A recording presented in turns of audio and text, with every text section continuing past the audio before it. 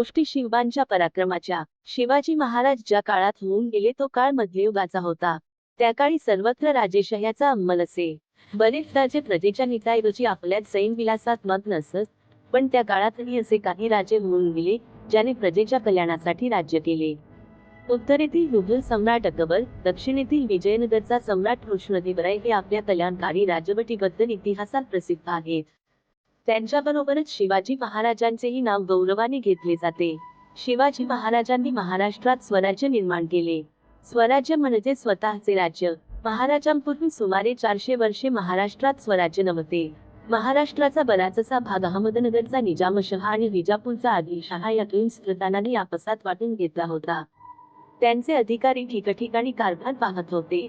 ते राजे मनाने उदार नव्हते, ते प्रजेवर जुलूम करत होते। या दोघांचे एकमेकांशी हाडवैर होते। त्यांच्यात नेहमी लढाया होत, त्यात रयतेचे हाल होत। रयत सुखी नव्हती। पोटभर उत्सव करणे, पूजा करणे धोक्याचे झाले होते।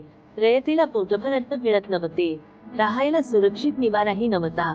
सगळीकडे अन्याय माजला होता। महाराष्ट्रात ठिकठिकाणी देशमुख, देशपांडे इत्यादी मतदार होते, पण रयतेकडे त्यांचे लक्ष नव्हते।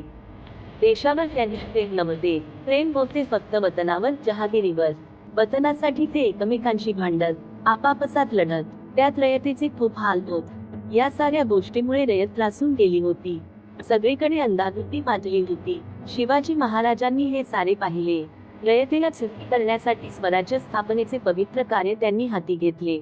भांडखोर वतनदारांना त्यांनी वटणीवर आणले। स्वराज्याच्या कामी त्यांचा उपयोग करून घेतला। तसेच रयतेवर अन्याय करणाऱ्या सत्तांशी महाराजांनी झुंज दिली। जुलमी राजवटींचा पराभव केला। न्यायाचे हिंदवी स्वराज्य त्यांनी स्थापन केले। हे स्वराज्य सर्व जाती धर्माच्या लोकांचे होते। स्वराज्यात कोणताही भेदभाव नव्हता। शिवाजी महाराजांनी स्वराज्यात हिंदू मुसलमान असा कोणताच भेदभाव केला नाही। सर्व धर्मातील साधुसंतांचा त्यांनी सन्मान केला। अशी ही महाराजांची थोर कामगिरी पाहिली की आपल्याला प्रेरणा मिळते, स्फूर्ती मिळते। इथे आपला पहिला भाग संपलेला आहे। पुढील भागात लगेच भेटू। जय भवानी, जय शिवाजी।